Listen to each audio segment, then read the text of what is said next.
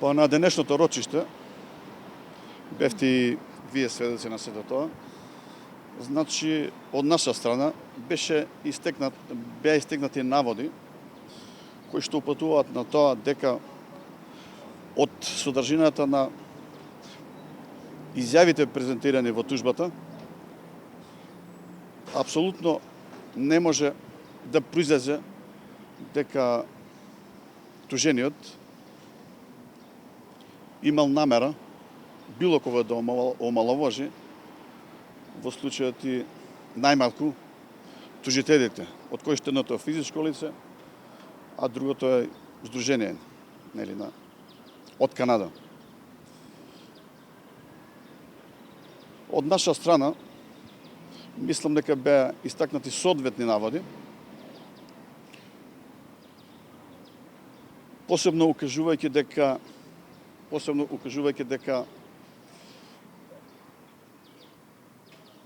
изнесените наводи и предложени докази од страна на тужителите апсолутно не можат да бидат во корелација и се подветат под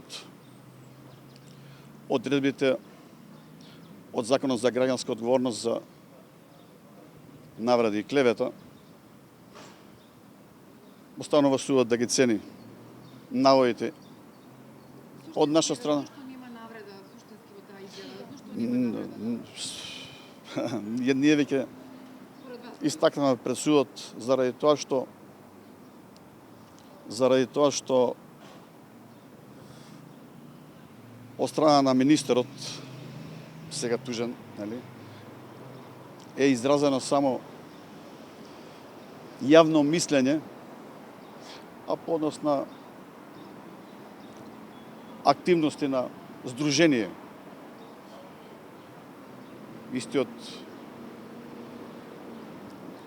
изразува само една јавна критика на однесување на здружение. Тоа би било. Така, ќе се појави ли министерот еве следното рочиште повика на распит? Сега не можам да предуцирам, мислам што би се случило на наредното рочиште, но како што видовте, ние го предложиме, а судот го прифати нашиот предлог и донесе решение за сослушување. Е ли благодари кај јавните личности, што е министерот за надворешни работи Бујар Османи, со оглед на фактот дека е министер, подлежи на одговорност при креирање на јавно мислење?